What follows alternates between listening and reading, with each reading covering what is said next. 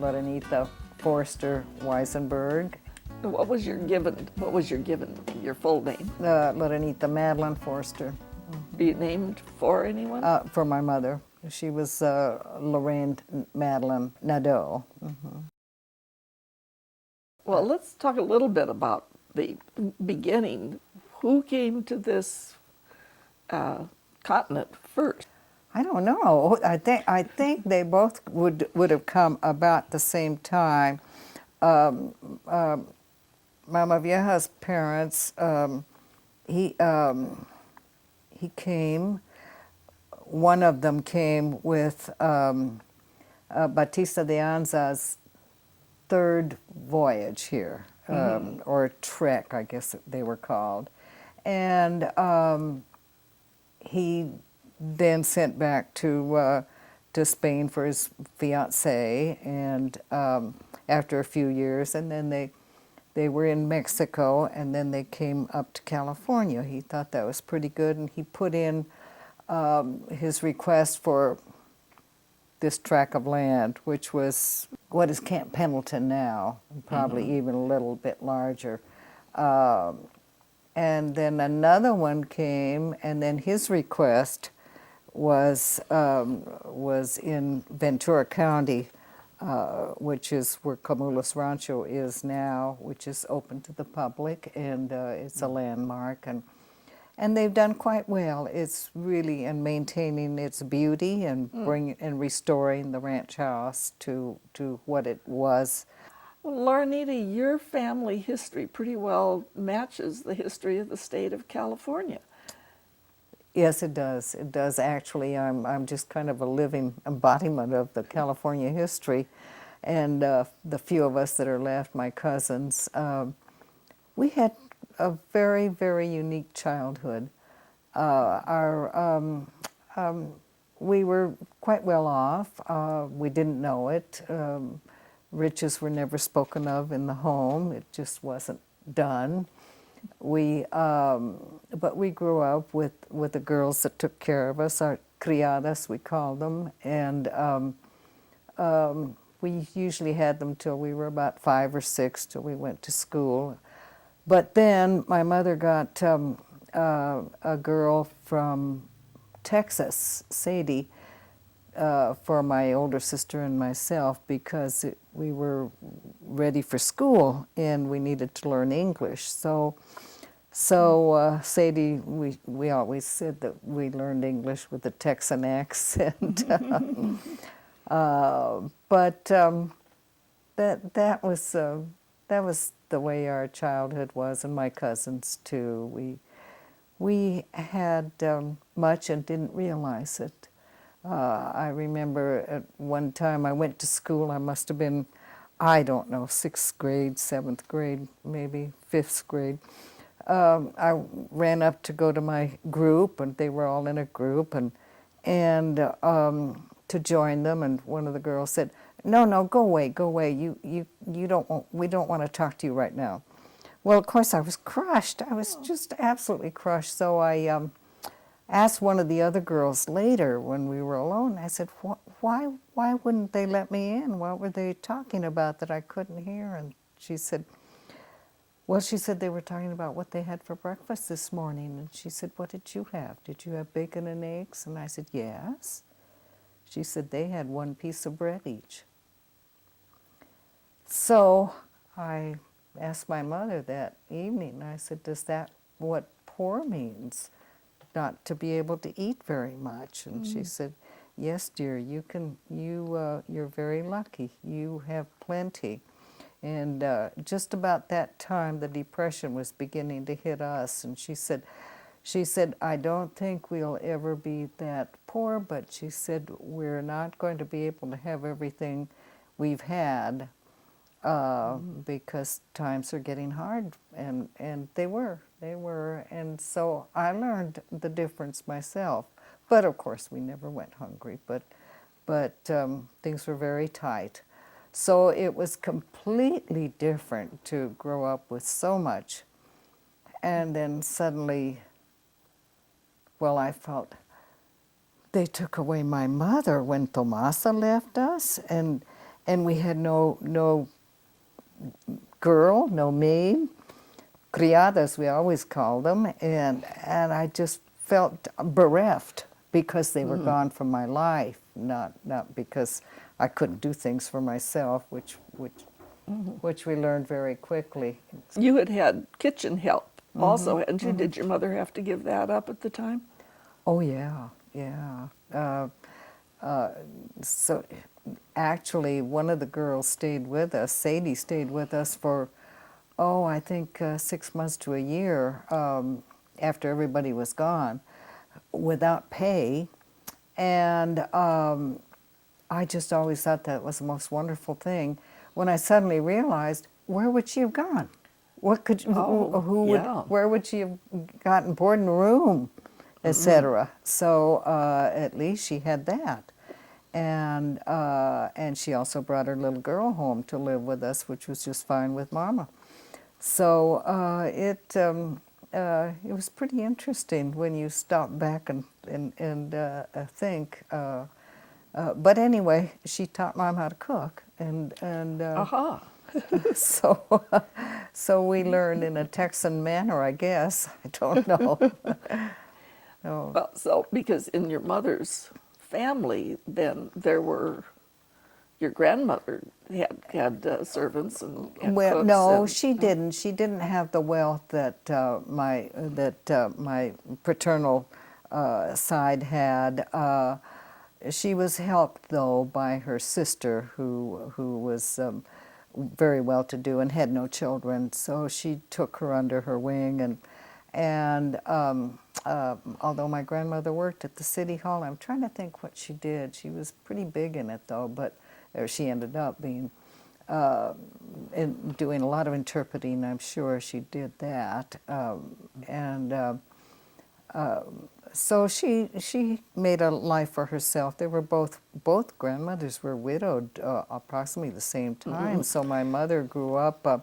Her father died, I believe, 3 months before her birth, and then my father's father died 3 months after his birth. So they both grew up without fathers. So yeah, so yeah, here you so have this is photos of them. Josefa after she was widowed, and Amelia Santa Cruz, and they were both I don't know, late 20s, early 30s. Oh, so, that yeah. would have been very difficult. Yeah, it was.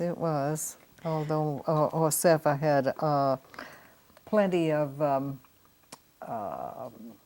help. Well, she had a lot of wherewithal in the background, so it wasn't a financial hardship for her, but certainly a lonely life. But she had a religion. My God, she spent all her life in church, and my cousin Ignacio said they were 18 years married, 18 years before she conceived with his father Ignacio, and he said if she had spent more time in bed instead of on her knees, there might have been more kids. But there were the two sons. She got that, and then poor John died. Now, who was it that founded Camulos Ranch? Ignacio del Valle, which was her grandfather. And she is Josefa del Valle. all right. No, she's watching. Yes, Over yes. Well, she does.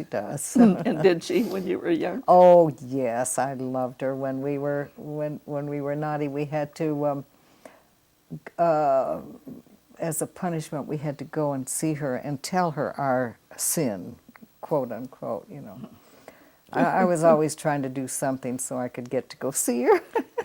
But we would sit at her knee and tell her what we had done, that we had climbed a tree and gone too far or something, you know.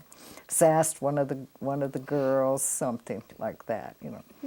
And she was, ay, Lorenita, how angry God is with your guardian angel, that he let your angel you've let your angel get in such trouble. oh, what are we going to do? And then she'd say, well, we'll say a prayer. Okay, we'd say a Hail Mary or something. And then she would say, well, I see God's beginning to smile now, and your angel is beginning to smile too, and she's hugging you.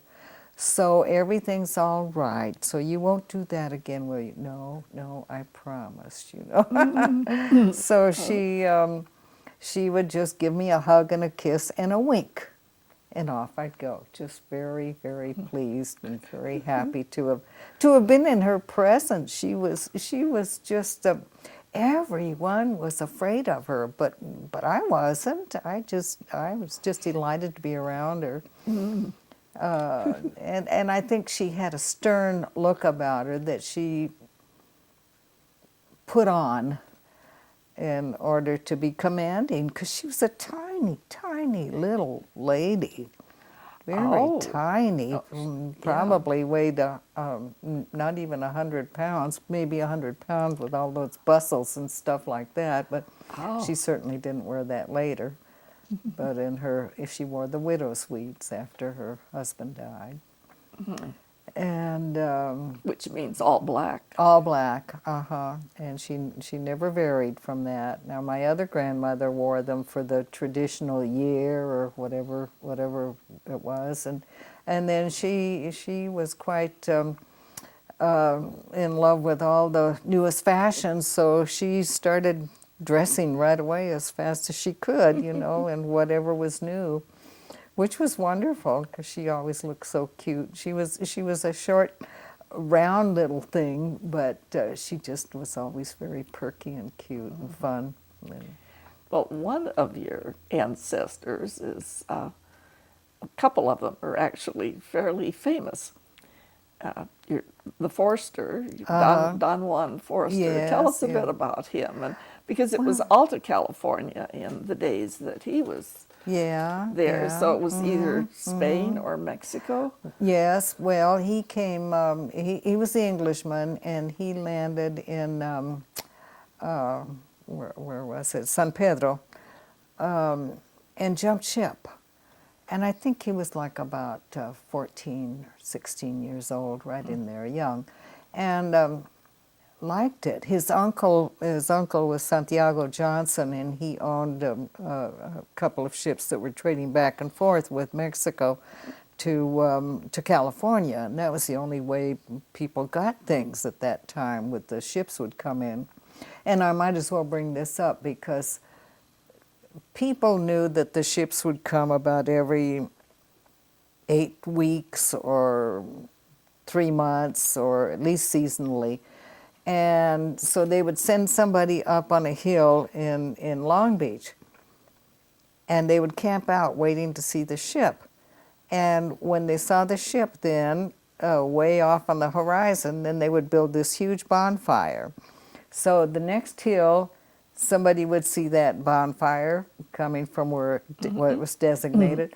He would build a bonfire. So this would go on until the fires were lit as far inland as Pomona, say, and San Bernardino, so that people knew a ship was coming in, so they would all jump in their wagons or on their horses, whatever, and bring in hides and tannery and riatas and all kinds of things for trading. And so they would be there by the time the ship arrived, practically, you know. So it was quite a celebration when a ship came in from. And they would come from. Well, where? They came from China. That's where a lot of the sarapes come from, and all the linens and that the women would make into their clothes and their undergarments, and they would bring in these beautiful silks and brocades and that the men would buy for their women. And so I had a lot of them, but I gave many things to in one of the big trunks to Ventura County Museum, and they were thrilled to get one of the dresses. I used to wear it they were thrilled to have that because they could put it on a mannequin and display it. I've never seen it. I just wonder if all this happened, but who knows? Probably did. Yeah.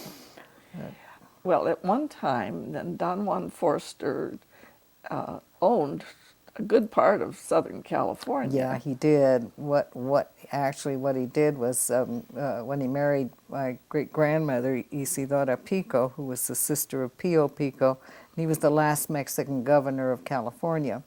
So he would say to Pio, who was very free and easy and lived this easy life, thinking he could do anything whenever he wanted, and he would say, I'll pay your debts if you'll sign this deed over to me for this land, this amount of land. So hence he became the owner of what is Camp Pendleton now, and much more of it all the way back to Fallbrook and up north past San Juan Capistrano, really. So so he had all that at one time. They as time went on, little bits here and there were sold, but I think there was still enough left when the O'Neills bought it in 1926, I think, or 30, right in that time frame. At one time, he lived, well, for 20 years, I understand he lived in what's now San Juan Capistrano. Yeah, he lived there while they were building the Santa Margarita, the ranch house on the land itself, and while he was buying up his cattle and getting everything going. So they lived there for quite a while. Mm-hmm. Yeah, and then at some point they moved over. Yeah, they had been also dedicated to the church then. And I understand they reenact some part of this with someone playing the part of Don Juan Forster every year in Capistrano. Yeah, they do, and that's my cousin Tony Forster. He's quite Mr. Big down there, and he loves it, and he's good at it. He'll call me out of the blue every 5 or 10 years or so, and he said, "Hey, cuz we're going to Oklahoma." And I said, "Oh, what are you going to do in Oklahoma, for God's sakes?" He said, "Well, they're gonna be honoring Don Juan." So he said, "Can you go?" And I said, "Well, sure. When? What?" So he gave me the date. So Johnny and I flew back there for that, and it was quite a wonderful feat. And they gave us all those 3 of us, I guess, descendants of Don Juan, a medal to commemorate his introduction into the National Cowboys Hall of Fame. Yes. Yeah. That was 1996, I Yeah. think. The same time George Hurst and Phoebe Apperton were That's inducted. right. That's right. You did your homework, girl. I did. I'd forgotten her name. I knew it was Phoebe, but I'd forgotten Right. who it was. Uh-huh. So, large part, and most. Well, he came from England, but Yes. but your other ancestors came from Spain in one way or another. Yes, they did. They did. On my mother's side, I have one another grandparent, same great grandparent to me, grandparent to my mother. No, parent to my mother. He was French Canadian. And so he came here. He was supposed to have been a doctor, and he met my grandmother, and they married. So he became a pharmacist instead of a doctor, which his family was not happy with at all. He was he was Saint John is who he was. Adelard Saint John is called it. But he died young too. So my grandmother had the 2 sons. Well, I mean the one son, Uncle Adelard, and then my mother, and then he died. So Mom and Dad were both fatherless kind of sad. Yes, that is. Well, tell me now about this very precious. This is Josefa, and she was probably 3 to 5 in there, probably not 5, but she could have been. She's very tiny, but she was a very tiny woman anyway, probably 4'9", and I'm exaggerating, and always very little, around the waist and hips and all. She was the third or fourth child, the fourth child, living child that survived. There were 3 of them that survived. Uncle Reggie, her brother, her older brother, became he was a California senator, state senator for, I don't know, 2 terms, I believe, in 20s, 30s, right in through there. Reginaldo, and another brother who died young. That's my mother's French grandmother, Delia Rousseau, and Adelard Nadeau. So, so those are the 2 odd ones that came in the Spanish side. Yes, right. besides my dad's father. Now, you're fortunate to have so many lovely Oh, I am. photos. I of all. am. This is particularly beautiful because this is carved silver and engraved silver on there. And still it feels like silk Yes, inside. it does, doesn't it? Yeah, it's just I lovely. wouldn't be surprised if Mariano Santa Cruz didn't make this. I don't know for sure, but he was tell us about him. He was the first jeweler of Los Angeles, a silversmith, and besides being a troubadour, but in order to make a living, he did the silver. I'm sure it started on the side, but he had to do something. But he really was quite artistic, and I had some very lovely things of his, and my cousins have too. So so he passed things on. Right. Well, as a troubadour, then how did... Singing and going from town to town, and that's what they did in Spain, going from town to town to sing the news from the next town, from the town where they had been, and maybe some things from Madrid, that the king is remarried, or the king died, or the king has a new mistress, or whatever, And they sing all these tales and go from town to town. And of course, they're throwing coins and given meals and given lodgings and so forth. So that was the troubadour's life. Okay. So they're usually very artistic and able to certainly act. Oh, yes. Is there some connection with Maximilian, with him or his family? Was it with him? I think that he did come. I'm not sure which one came with Maximilian's army.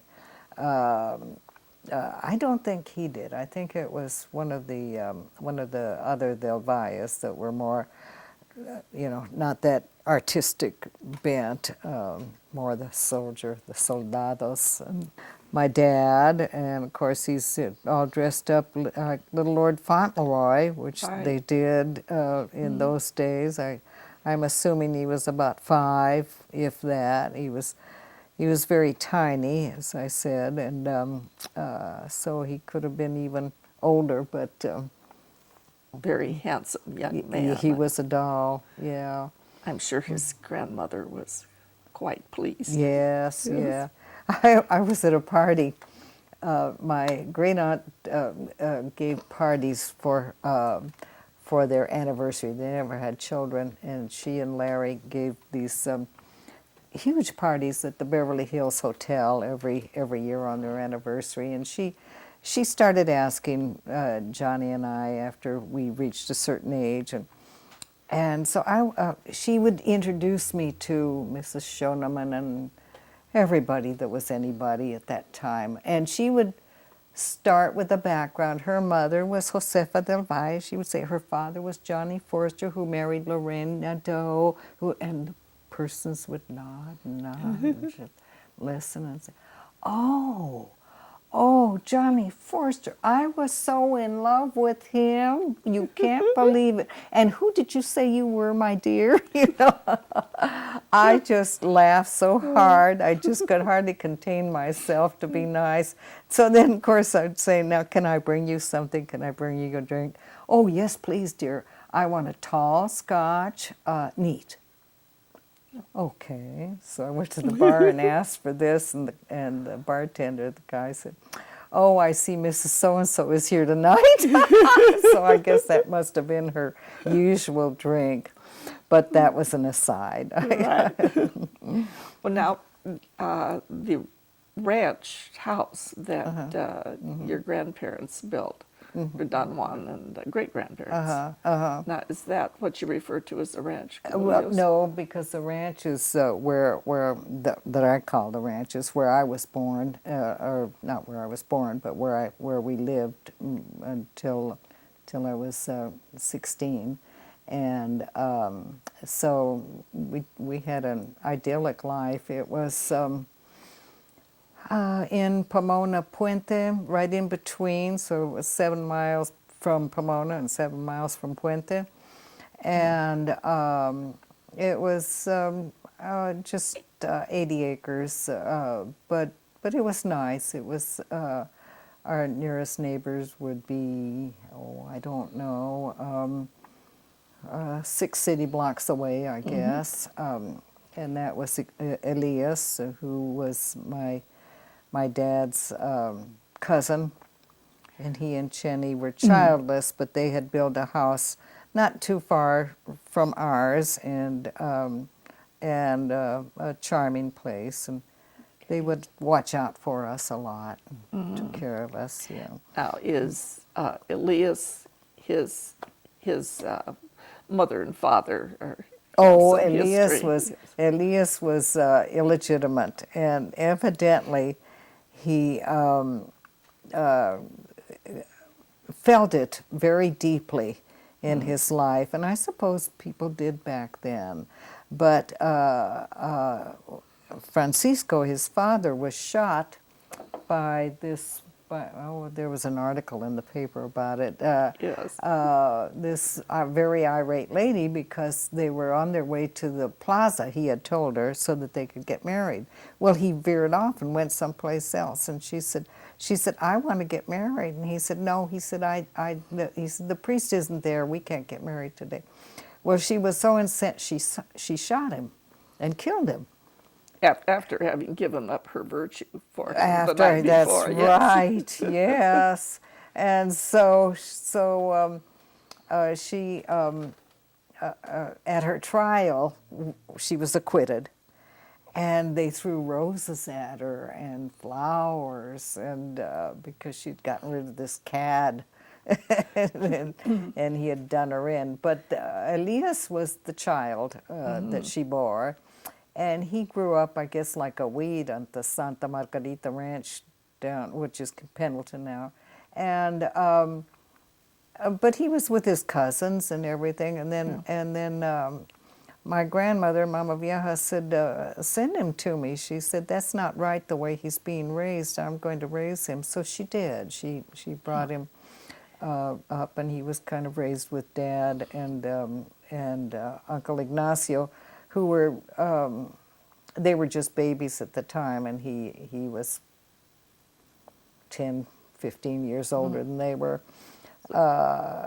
But he was always there, and he became Mama Vieja's business manager, and I guess he was pretty good, because he used to say, oh, Mrs. Forster, you can't spend that, you can't let the boys have that convertible, you can't let them blah, blah, and she would say, just write them a check, and yes, just write them a check. Well, pretty soon there was nothing left. Well, and then the Depression must have affected. That's what happened. Yeah. I think we have a picture of Elias in the peach orchard on your ranch. Yeah, and walnuts. Well, no, that could have been a peach tree. Yeah. Well, I guess I don't know what kind of tree. No, Yeah. It probably was, because we had an acre in fruit trees, and the rest of it, I think, about 50 acres in walnuts, and the walnut pickers would come, and they would bring their kids, and then Dad would have a gong at about 5 o'clock for us to come in from wherever we were, and I'd say, well, I haven't finished playing with Jose or whoever, you know. He'd say, no, no, no. He said, we're going to have our cocktail hour, and they have their cocktail hour, and they're going to smoke marijuana, and we're going to have our drinks. So that's their cocktail hour. And this is the group that would come in to pick would Pick have all their own. pick the walnuts, you know. And he said, so let them have their quiet time now. Okay, so I knew, you know, since a child that marijuana was a relaxant, just like booze is for us, you know. It was no big Interesting. deal, you know. So that was This cocktail ritual seemed That's to be. right. And then everyone would go into dinner after. Yeah, well, we would go to chapel at 6 and say the Angelus, and then the grown-ups did, and then we went to the kitchen and had our dinner, and then they had more cocktails, and then probably a dinner about 7 or 8. I don't know. I had my first menstrual period when I was about 10 and a half or so. And, oh, my older sister was so angry because she hadn't started yet, and here she is 2 years older than I am. But because I had gone into the cycle of womanhood, I was feted, so I had to go into the dining room and eat with the adults. I was an adult from then on, no longer a child. And I had to put the things of child away, you know, and so, poor Florette was so upset. And so she's saying after dinner and everything, how was it? I'm boring. So I asked to go back with the kids, and so I was allowed, but that was kind of fun. Are there any other kind of funny things you remember from your childhood that, Oh, golly. or school or whatever? No, I just loved playing in the trees and running and roaming. When we left the ranch, I was 15 years old, 15, 16. I was heartbroken. I think I was more heartbroken than anybody. They were all looking forward to living in the city, and we had a home in the city, and we were in there a lot. The city being Los Angeles. And so I knew it, and but I just, you know, the freedom, the openness, that I must have been mourning that because I really did miss it for a long time. Well, and then you got time with your dad. Did your dad have another job besides just running the ranch? No, he didn't. He had a job going to the athletic club and playing poker and drinking with his buddies. They all did. My uncle did, and that was their life then. It was completely different. So when the Depression hit, he went from never having done anything, and my grandmother had said, Josefa, that she said, I hope that I die before I ever see a son of mine go to work. Well, that didn't happen. That didn't happen. But that was the way that she was taught, and that was the way it was then. The old Spanish mentality, I guess, that you don't lift a finger. There's always someone else to do that. I think they didn't act that way, but that must have been what was in the back of their minds or something, the attitude, you know. Right. And so he became a salesman, which he could sell anybody anything. He was very, very charming. And so that, you know, that helped. But then my mother found out that he had a woman on the side, which all Spanish gentlemen did then. I'm not forgiving him or anything, but that's what it was. Well, she didn't forgive him. She just booted him out. And so that was very, very difficult for us, for me particularly. I'm sure it was for my brothers and sisters too, but the younger ones didn't quite know because they didn't see him all that often. Well, you know, he'd spend all day there out or gone or doing something and come home at night, and sometimes he didn't come home, you know. So they didn't know him as well as Florette and I did. Right. Well, let's see. Let's talk about your sister and two brothers. Yeah. 2 brothers and 2 sisters. Two There are 5 sisters. of us. Right. So we haven't named them yet. Oh, We Florette, my older sister, and she's the one that I told her when we were very young. I said, "You're going to become a nun," and she's, "I am not." And I'd say, "Yes, you are, ha ha ha." You know, "I am not," and she'd just stomp her foot, and of course she did. You know, and I knew it from when we were tiny. I mean, she was just, I don't know, I just knew it. And then myself, and then there were 3 years, 2 years between Florette and I, and then my brother Juan, there were 3 years, and he was fun and nice to have around, but sometimes a pest. Then my sister Teresita, and she was 2 years then, and then Jaime, the youngest, came 2 years later. So we were quite a bunch, and I kind of mothered them, Teresa and Jaime, somewhat, not really, but I had a lot of fun with them and enjoyed them more so than my brother Juan, because I think we were too close. Right. And he wanted to be the man of the family, and I'd say, "No, you're not the man of the family any more than we're the women of the family." You know?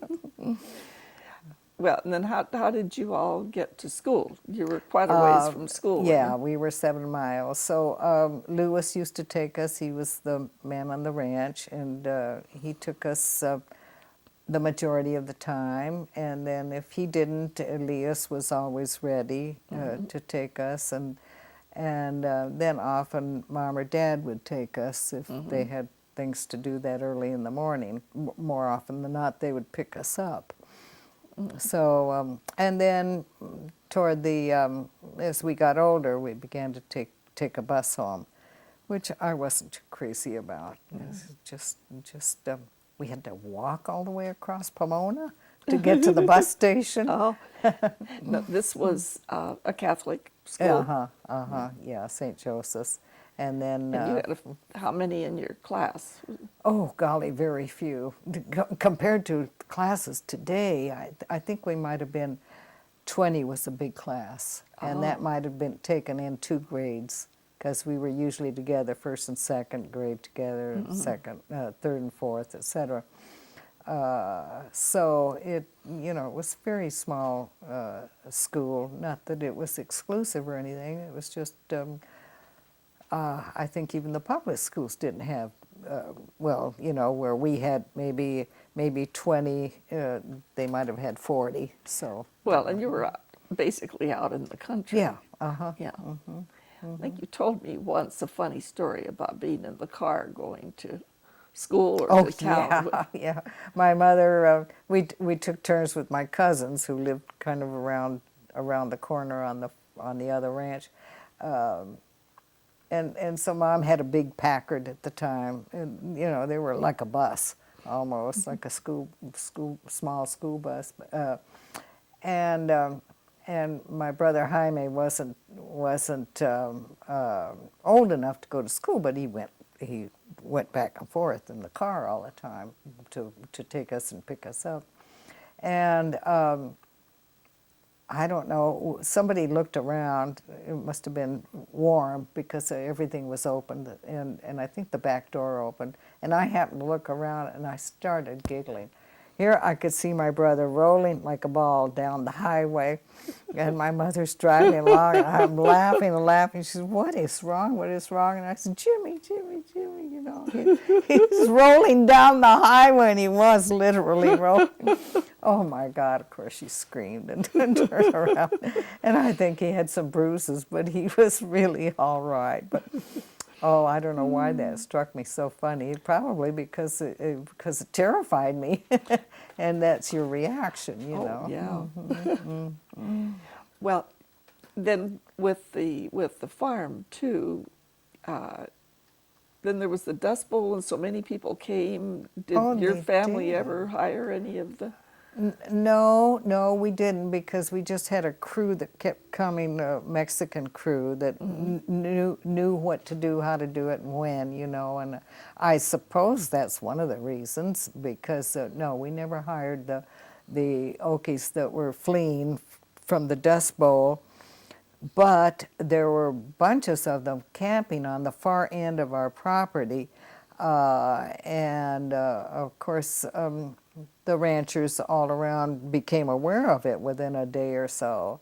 And so Dad and the Santusas and a few of the other guys, they all got together, and they got some chickens and some beef and beans and stuff, and went out there. And Dad was such a tiny little guy, you could blow and he'd fall away, but he's up on this big truck with a megaphone, and he said, "We own this property, and this my neighbor, and he owns this property, so you guys can stay right where you are and use this spot as a laboratory, and use that spot for your cooking, and this spot for your sleeping." He said, we're going to give you some food, and then we want you off this property in 4 days.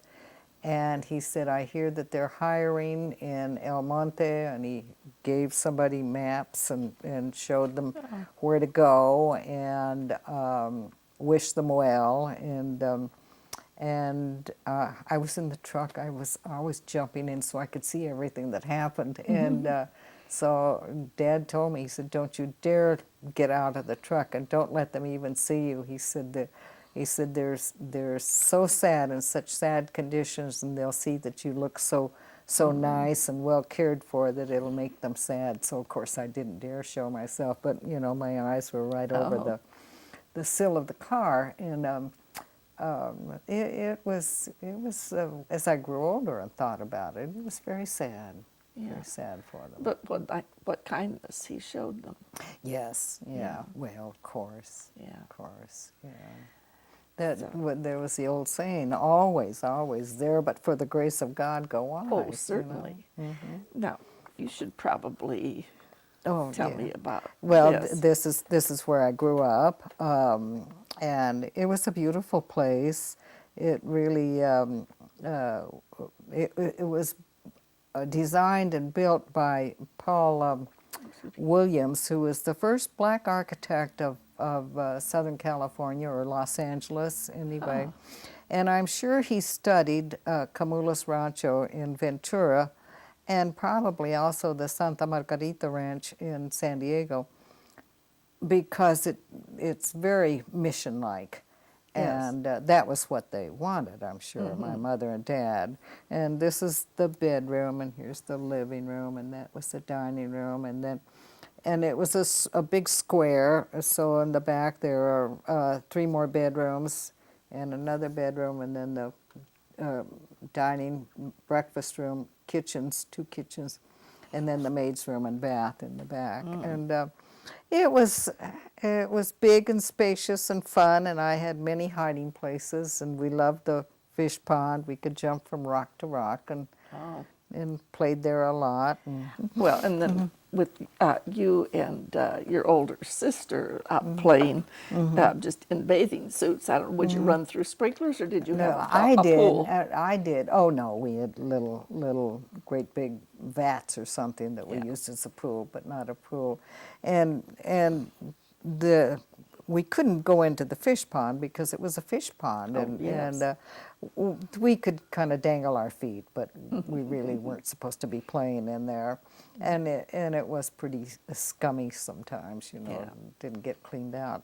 But no, my sister didn't do much of that. She was such a bookworm. She was just constantly reading.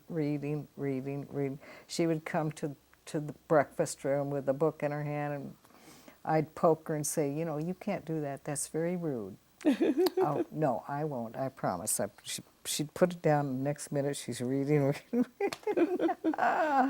Oh, dear. And I don't know what I did something once that annoyed her. I did lots of things that annoyed her. But one time, and she was just beginning to eat something, had her fork, and she took her fork and put it right into my wrist. I had my hand like that, you know. And I looked at her, and I didn't say a word. I didn't go ouch or scream or yell, and I just finally said, I'll get you. She took it away, and she said, don't do that, or don't act that way, or whatever it was, you know. So I knew I'd annoyed her. And then did you get her? I probably did. I don't remember. Now, one of your grandmothers had a house in Los Angeles. Yes, You would go there to Josefa. visit. So what was that like? well, she Would had all of a- your children go? No, she built this place for the family, and she had 2 suites for Mom and Dad, and then one for Uncle Ignacio and his wife, and then she had a dormitory for all of the grandchildren. And this is before we were, so she was thinking ahead. Anticipating, yes. And the dormitory was just wonderful because we each had a girl that would sleep on a pallet at, now Florette and I had Tomasa, and then Ignacio and Enrique had, I think they had Severa, and so forth. And I think there were about 5 or 6 of us grandkids together most of the time when we were in Los Angeles. But we had wonderful times. We'd play. She had a chapel there in the back, and every night the Angelus rang that I told you about. We would go in and say the Angelus, and then go. We would go to the breakfast room for dinner, and then they would go back to cocktails. So, and often every night, some priest or other would come and mooch a dinner, because the table was always set for at least 12. And that was how many, it was always filled. Right. I think we have somebody's wedding dinner. Yeah, at the same table. It was Yes. Mama's brother. He and Goldie, they had eloped, and it was very scandalous. So of course they had to have a priest marry them, and they were married in a chapel then. And then she had Mama Vieja had the wedding dinner for them. Your mother, back at home too, did she entertain in the same way? Oh yeah, she did. She always was sitting at her desk making out menus for the week, or for whoever was coming to join us. And you know, people came often without invitation, but often with invitation, of course. Yeah. Well, it's a different society when you just show up for dinner. Yeah, Yes. it's completely different. Right. But it was like, it was always open house. Yeah. Everybody was a compadre, a relative, and your house was open always too. Right. Well, then, how did your life change when you moved to L.A.? Well, first of all, we didn't have any money anymore. We didn't have any help. My sister had gone into the convent before we made the move, so she never experienced life in Los Angeles. with us. So I shared a bedroom with Teres, my younger sister, and we had a good time. It was different. It was fun. Fortunately, as I say, we had a home in Los Angeles, so I was kind of used to the city life, except I wasn't very used to jumping on the cars, the electric cars that they had, and that kind of thing, and learning how to make a schedule instead of driving or being driven, you know. So that was Right. that was a little intimidating for me for a while till I learned. Yeah. So you went to high school there? Yes. Yeah. Well, just my last year. Oh, okay. And I was supposed to go to Immaculate Heart, but I told my mother, I said, oh gosh, I said, I don't want to go there because I said, those girls have probably been together probably all through grammar school and now through high school, and you know, they'll be so snobby. So I said, I'll just go to Catholic Girls High. Well, you can't go there. Well, I said, you know, everybody goes there. So I said, I'll just be a little fish, and so anyway, that's where I ended up going, and I ended up, I was with the president of student body and the vice president and all of them. Anyway, they were a good group of girls. I enjoyed it. Right. I think you were a very popular girl in high school, and when you graduated, it seemed to have been a lot of boyfriends. I had a lot of boyfriends, yes, but one of the reasons was Father Joe, who was a classmate of Mom and Dad's in their early young days, and a good friend throughout all their lives. He was a chaplain in the Army. He would say to a nice group of boys that he liked, he would say, well, if you're going on leave and go to Los Angeles, look up Lorraine Forster and tell my name, give her my name. So we had a lot of stray servicemen knock on the door here and there, and Mom always took them in and you know, had them for dinner, maybe not to spend the night unless they had absolutely no place to go, but you know, and then she'd say, my daughter will take you around so you can see Grauman's Chinese and various places, and so we had fun. I have a little evidence of where you were, and you know, to people, young women living other parts of the country, they would just hear about this on the news. But you know, so here's Earl Carroll's Theater, and you with. Well, you know, I can't remember his man. name. A handsome young man is very good. I think it was Tony, but he was an Englishman. He was a nice man.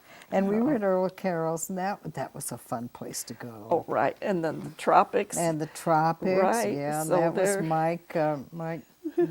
I can't think of his last name. I can imagine. You have nice, fun boy, and he was you have killed. these beautiful flowers on yes, your that hair. Was a hat, yeah. Oh, I tell you, and the we Palladium. Dressed. The Palladium. This is just. I spent a lot of time at the Palladium, and did you go dancing? Oh, with, Johnny and I used to go dancing all the time. In fact, all the boys I went with, we all danced. Everybody danced in those days, and we saw. Yeah, I'm with Mike. We went to the Palladium every Friday night, I think, or Saturday night. It was just the thing to do and a place to go dancing. Oh, how wonderful! And then one of those times, Stan Kenton was there. Oh, Stan Kent was there. Tommy Dorsey. We were there the night that Tommy introduced Frank Sinatra.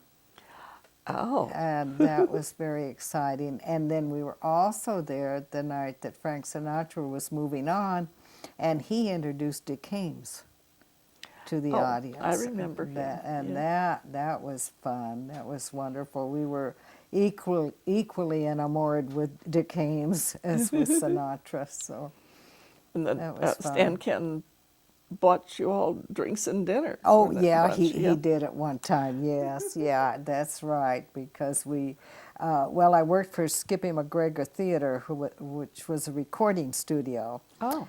And he was one of the big bands that came in, and McGregor did a lot of his recordings for a time, and so he had a party for us all at the all the people that worked at McGregor Studios at the Palladium. So Oh. so that was a fun night too.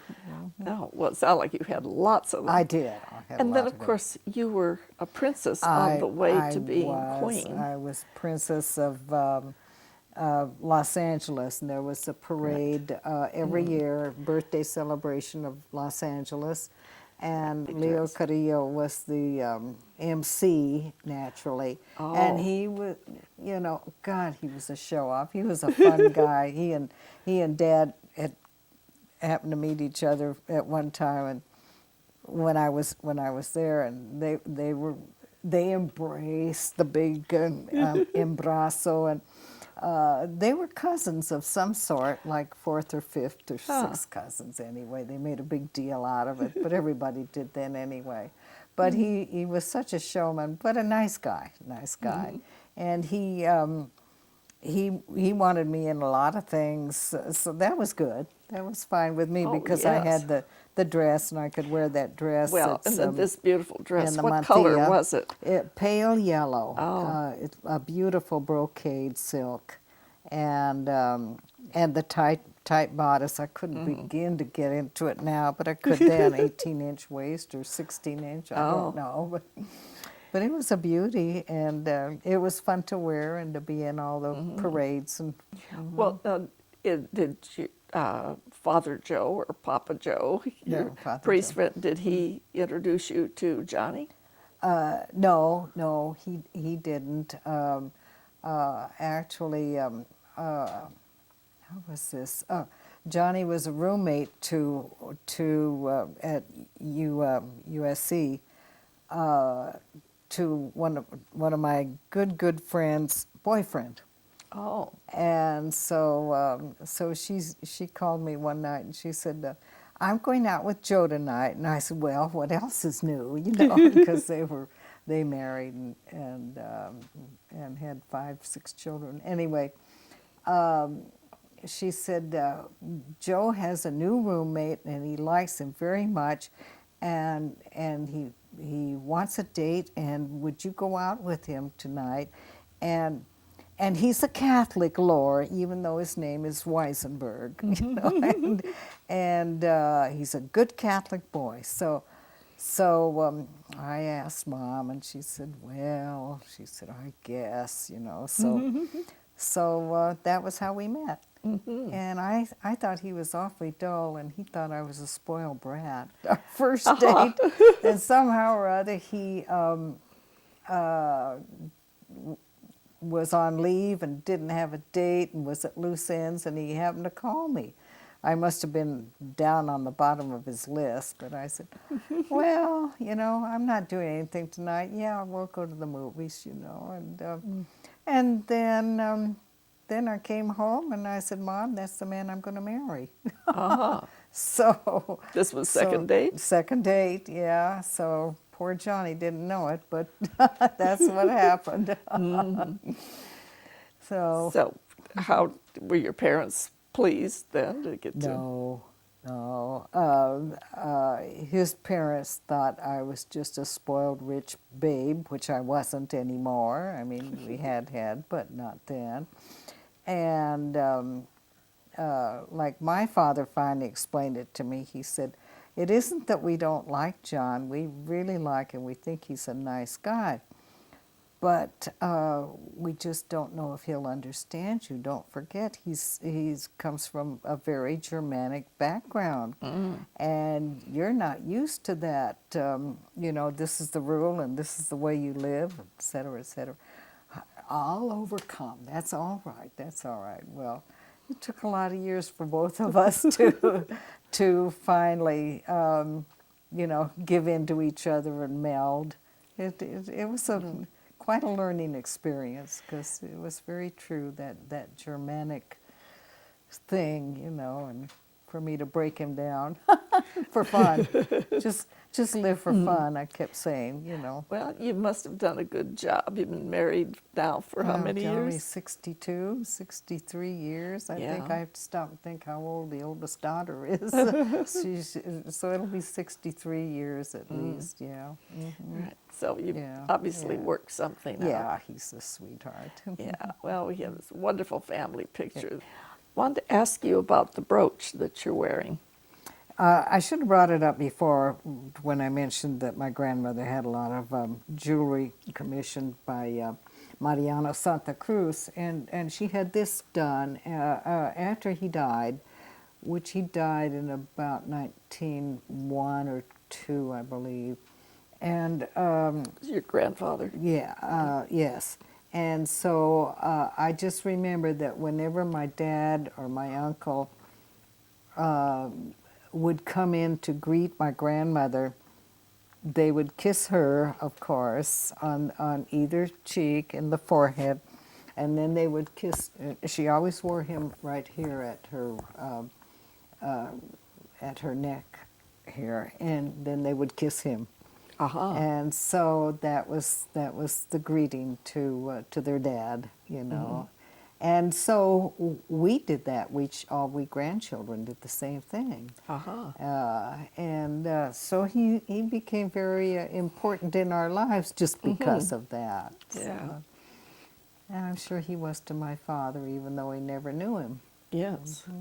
Well, and then the same jeweler made several lovely things. Yes. That you, Mariano made quite a few things, and he made rings. She commissioned him to make rings for all of us with 2 diamonds on either side, and then I got the emerald.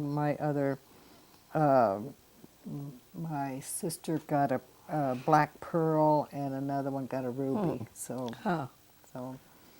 that was a wonderful remembrance. oh, yes. Well, you have many other lovely remembrances from. I do. So let's take a look at some of them. And Uh-huh. some of the many beautiful things that must have come on those ships would be silks like this.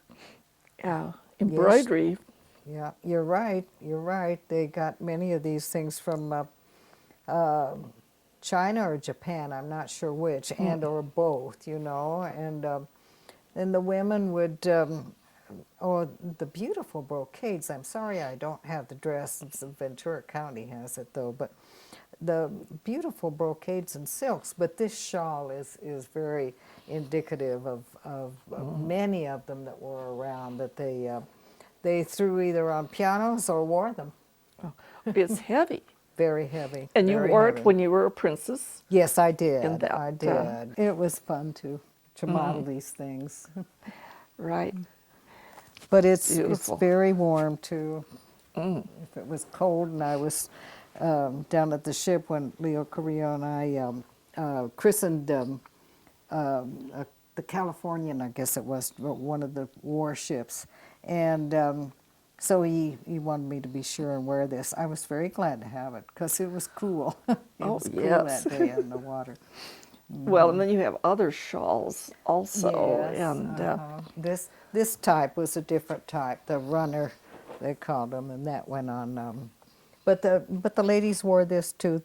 I think this was more of a rebozo, they call it, which was just a shoulder cover. Is essentially what it means. there's treasures in here, I'm sure. Yes, Yeah. there are. Oh, and, let's look. yeah. Oh, This is one of the old, shawl, I guess. it says Del Valle 1828. 28, yeah. And you can see 1828. how, That's, just one of the, I guess a little dress shawl rather than utility, because Like the other it's one, pretty light. But it's for summertime, I'm sure. feels like silk. Well, they all were. Oh, Everything, Amazing. lace and a mantilla, and you can tell it's pretty old. It has stains on it. And, You'd wear that on your head to mass and to. of course. And here's a little comb that, if I still had long hair, I used to wear this quite a bit, actually. Little baptismal dresses. Oh. This is one of the plain ones, and I think I pulled Look at this the out. beautiful embroidery. It is. It's darling. But this is very plain, and I thought, well, I'll just do this for my children for their baptism instead of having. Some of them come down to here with these mounds and mounds of lace and goodness gracious, Oh, and then and this the would little go under. slips. Yes, yeah. And for the boys and the girls. Of course, Yeah. yes. The boys had to have their And then was this your father's christening probably. town too? Oh, yeah. definitely. And maybe his father's, So many of these things in the trunk that my grandmother sorted for all the daughters. There were Florette and myself and Imelda, and we all got trunks filled with these type of clothes.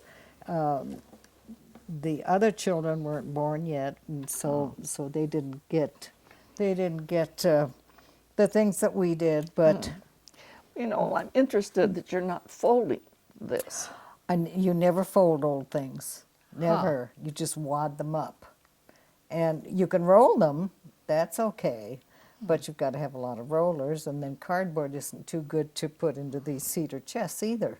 So I just solved the question by wadding them. Interesting. Well, let's look at some of the things you have hanging on your wall here too. Or do you want to talk about these first? These were my mother's. They came from it came from Aunt Fedora. She's a French lady and very petite, and she wore jewelry you can't believe. She just had rings on her fingers. I'm sure she would have had them on her toes. Bells on her toes. Yeah. And these were from Mama Vieja. They were from Camulos, and this also, little jewelry box. It's very old, and you can tell that it's silk lined, so you can put pins in there and what have you. So, this came from Camulos, I guess, but for Mama Viejas, I'm not sure, but I'm sure a lot of people have these old marble top tables. Right. And the shawl back there is from the trunks. I pulled that out earlier. This is obviously a crucifix, and of course it's very ornate. Someone made it, I have no idea who, on the ranch for my grandmother, because she wanted a crucifix in her room, special crucifix when she was young. So one of the workers carved it out, and I think she had the Cristo already, or else he carved it and they put the Cristo on there. But anyway, it was done for her by this little Mexican helper, and I always loved it. A little holy water fount there, and I just kept saying, I want that, and I got it. I believe that this came with one of the ships that came from Japan. It probably came around early 1820, 1830, sometime in that time frame. It's silk and it's very intriguing. And even the way it's lined is interesting. Alexander Harmer did, and he's a very famous California painter. Well, I don't know how famous he is, but we had to send to the Smithsonian Institute to find out his life story. And he did another painting of Camulos right there. That's one of his, and he's very clever. He has a little dog running through that. I think that's fun. Well, I don't really know too much about the swords, except that they were always in our home, and I think that they were in a, one of those racks for umbrellas, an umbrella stand type of thing. I don't think much was made of it, you know, but I always liked it, and so when I chose it and got it, I just hung it up. And I liked the fact that we had this one that's from Aunt Rosie's home, and so I had to put the cross and the sword right there. After all, we came to convert the Indians with the cross and the sword. My maternal grandmother, Amelia Santa Cruz, and she was very artistic. She painted this, and it's Carmel Mission. It's where she married Adelard Nadeau. That's my mother when she was very young. My son had that done for me. That's at Camulus, the original spot where it was commissioned. Her mother gave it to my grandmother when she was married, and to remind her of her home and that she was always welcome to come home. But she could put this bell in her new home now that she was a senora. And so it was always been, my dad always had it after my grandmother died. And then when he sold the house, his stepson was kind of a bastard. And so I told Susie and Brent, I said, go up to Dad's old house and steal the bell. Just take it off from the backyard. And so they did. New people were in there, but they just went up very boldly, and I just said, just tell them that it doesn't belong to the new owners, it belongs to the family. So anyway, I tell my children that if anybody wants the bell, they really have to come and steal it. But it's very old, and it has a beautiful ring. Well, what advice would you give, or just the way you would hope your children, grandchildren, great-grandchildren would live their lives? I just always say it doesn't matter where you go. I mean, where you end up in a mansion or a hovel, just so long as you've had fun getting there. You know, that's the ticket. And that's what you've done with your life. Yeah. It is nice that I have, you know. Yes. I'm very comfortable, and I'm very grateful to be this comfortable. I'm very grateful to Johnny for all his insight and German stick-to-itiveness and get it anyway, you know. Right. But we managed to have fun too. That's what I think. You should just enjoy life without doing any harm, of course. You know, just enjoy each other, enjoy everything you do. It makes life worth living.